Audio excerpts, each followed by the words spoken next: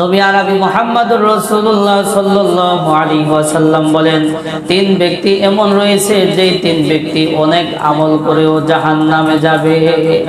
একজন হলো ওই ব্যক্তি যে কোরআনের হাফেজ, আলেম, কারি, অনেক জ্ঞান শিখেছে। আল্লাহ পাক রব্বুল আলামিন যেদিন হাসরের ময়দানে তাকে বলবে, আমি তোমাকে কোরআনের এত নিয়ামত দান করেছি, তুমি এর বদৌলতে কি করেছো, এর শুকরিয়া তুমি কিভাবে আদায় করেছো? তখন সে বলবে, আমি এই করছি, সেই করছি। আল্লাহ, আপনার জন্য একমাত্র দিন শিক্ষা করছি, আপনার জন্য একমাত্র শিখাইছি অন্যকে যতটুকু পারছি। আল্লাহ পাক রব্বুল আলামিন ওই দিন বলবে, তুমি মিথ্যা বলছো, তুমি এই জন্য হাফেজ হয়েছিলাম, মানুষ তোমাকে হাফেজ সাহেব বলবে। তুমি এই জন্য হজ করেছিলাম, মানুষ তোমাকে হাজী সাহেব বলবে। তুমি এই জন্য কারি হয়েছিলাম, মানুষ তোমাকে কারি সাহেব বলে ডাকবে। তুমি এই জন্য মুক্তি হয়েছিলাম, মানুষ তোমাকে মুক্তি বলবে। অতএব তুমি যেই উদ্দেশ্যে শিখেছো সেই উদ্দেশ্য তোমার দুনিয়াতে হাসিল হয়ে গেছে। আজকে আমার কাছে তোমার কোনো পুরস্কার নাই।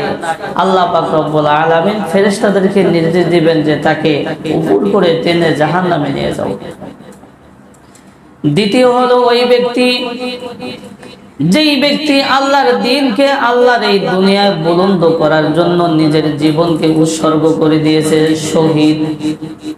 আল্লাহ পাক রব্বুল আলামিন যেদিন হাসরের ময়দান কায়েম করবেন, ওই দিন আল্লাহ পাক রব্বুল আলামিন বলবেন, আমি তোমাকে অনেক নিয়ামত দান করেছিলাম, এর শুকরিয়া তুমি কিভাবে আদায় করেছিলে?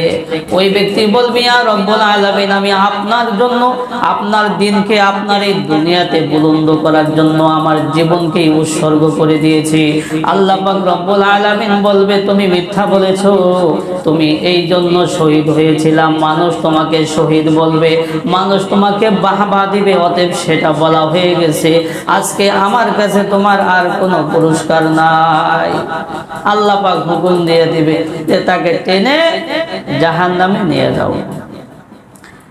আরেকজন হইল ওই ব্যক্তি যে দানবীর অনেক দান সদকা করে।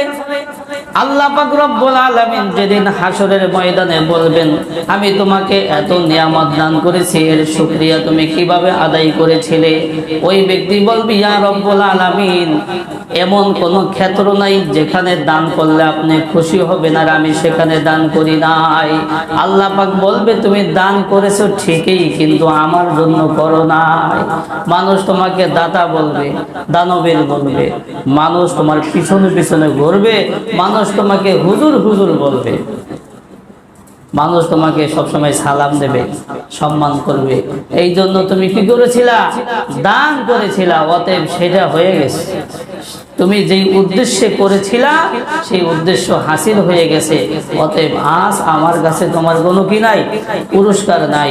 আল্লাহ পাক রব্বুল আলামিন ফেরেশতাদেরকে বলবেন, তাকে টেনে জাহান্নামে নিয়ে দাও।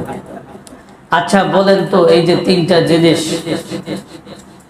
এটা কি জান্নাতে যাওয়ার কারণ না জাহান্নামে যাওয়ার কারণ? এই আমলগুলো করলে জান্নাতে যাওয়ার কথা না?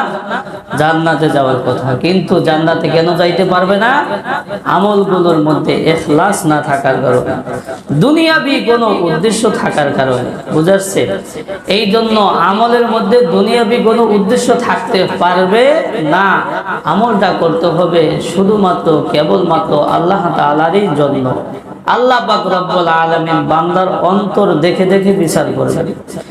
অন্তরের মধ্যে আমি একটা রাখছি আর মুখে কার্যকরম অন্যটা দেখাইতেছি, এটা কি আল্লাহ পাকের কাছে গোপন থাকবে? গোপন থাকবে না। আল্লাহ পাক রব্বুল আলামিন সব সময় বান্দার অন্তরের দিকে তাকায় থাকে যে অন্তরের ভিতরে কি আছে। আল্লাহর হাবিব বলেন, ক্বালান নাবিয়্যু সাল্লাল্লাহু আলাইহি ওয়াসাল্লাম, ক্বালান নাবিয়্যু সাল্লাল্লাহু আলাইহি ওয়াসাল্লাম, ইন্নাল্লাহা লা ইয়ানজুরু ইলা সুওয়ারিকুম ওয়ালা ইলা আজসামিকুম ওয়ালাকিন ইয়ানজুরু ইলা কুলুবিকুম ওয়া আমালিকুম ওয়া নিয়াতিকুম। ফাআশারা বিআসাবিহি ইলা সাদরিহি। আল্লাহর হাবিব বলেন, আল্লাহ পাক রব্বুল আলামিন মানুষের বাহ্যিক সূরা সিরাতকে কোন বংশের, আল্লাহ পাক রব্বুল আলামিন ওই দিকে তাকান না। আল্লাহ পাক রব্বুল আলামিন মুমিনের অন্তরের দিকে তাকান, মুমিনের আমলের দিকে তাকান, মুমিনের নিয়তের দিকে তাকান। আল্লাহর হাবিব এরপরে বললেন ফা আশারা বি আসাবিহি ইলা সাদরিহি, এই কথা বলে আল্লাহর হাবিব বুকের দিকে ইশারা করলেন, বুঝাইতে চাইলেন অন্তর এখানে আছে।